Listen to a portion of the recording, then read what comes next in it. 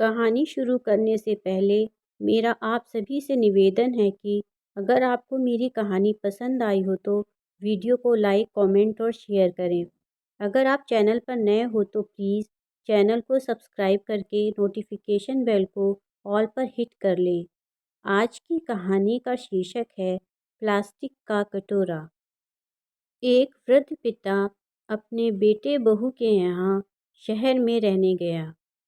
उम्र के इस पड़ाव पर वो बहुत कमज़ोर हो चुका था। उसके हाथ कांपते थे और आंखों से भी कम दिखाई देता था। वे सभी एक छोटे से घर में रहते थे। पूरा परिवार और उनका 6 वर्षीय पोता एक साथ डिनर टेबल पर खाना खाते थे। लेकिन वृद्ध होने के कारण पिता को खाने में बड़ी दिक्कत होती थी। कभी मटर के दाने उनकी चम्मच से निकलकर फर्श पर बिखर जाते, तो कभी हाथ से दूध छलककर मेजपोश पर गिर जाता था। बहू और बेटा 1-2 दिन तक ये सब सहन करते रहे, पर अब उन्हें अपने पिता के इस काम से चिढ़ होने लगी। हमें इनका कुछ करना पड़ेगा, बेटे ने पत्नी से कहा।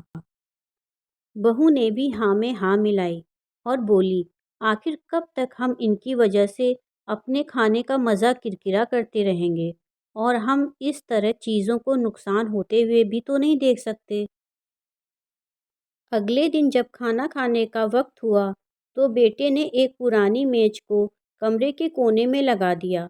अब बूढ़े पिता को वहीं अकेले बैठकर अपना भोजन करना था। यहाँ तक कि खाने के बर्तनों की जगह उनको एक प्लास्टिक का कटोरा दे दिया गया था, ताकि अब और बर्तन टूट फूट ना सकें। बाकी लोग अब पहले की तरह आराम से डाइनिंग टेबल पर खाना खाते और जब कभी कभार उस बूढ़े पिता की तरफ देखते तो उनकी आंखों में आंसू दिखाई देते। यह देखकर भी बहू बेटे का मन नहीं पिघलता। वो उनकी छोटी से छोटी गलती पर ढेरों बातें सुना देते। वहाँ बैठा छोटा पोता भी ये सब बड़े ध्यान से देखता रहता और अपने में मस्त रहता था। एक रात खाने से पहले उस छोटे से बच्चे को उसके माता पिता ने ज़मीन पर बैठकर कुछ करते हुए देखा। तुम क्या ढूंढ रहे हो? पिता ने पूछा। ये तो तुम्हारी दीदी का खेलने का किचन सेट है, लड़के से नहीं खेलते। दीदी जब नानी के यहाँ से आएगी तो तुमसे गुस्सा हो जाएगी। बच्चे ने बड़ी मासूमियत के साथ उत्तर दिया, अरे मैं तो आप लोगों के लिए इन बर्तनों में से एक प्लास्टिक का कटोरा ढूंढ रहा हूँ, ताकि जब मैं बड़ा हो जाऊँ तो आप दोनों इसमें खाना खा सकें। और वो फिर से अपने काम में लग गया। लेकिन उसकी इस बात का उसके माता पिता पर बहुत गहरा असर हुआ। उनके मुंह से एक भी शब्द नहीं निकला और आंखों से आंसू बहने लगे। वे दोनों बिना बोले ही समझ चुके थे कि अब उन्हें क्या करना है।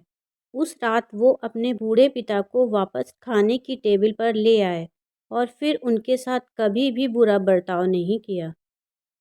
मित्रों, हम अक्सर अपने बच्चों को नैतिक शिक्षा या मॉरल वैल्यूज़ देने की बात करते हैं, पर हम ये खुद भूल जाते हैं कि असली शिक्षा शब्दों में नहीं, हमारे कर्मों में छिपी रहती है। अगर हम बच्चों को बस ये उपदेश देते रहेंगे कि बड़ों का आदर करो, सबका सम्मान करो और खुद इसके उलट व्यवहार करें, तो बच्चा भी वैसे ही देखकर सीख लेता है। इसलिए कभी भी अपने पेरेंट्स के साथ ऐसा व्यवहार नहीं करें कि कल को आपकी संतान भी आपके लिए एक प्लास्टिक का कटोरा तैयार करने लगे।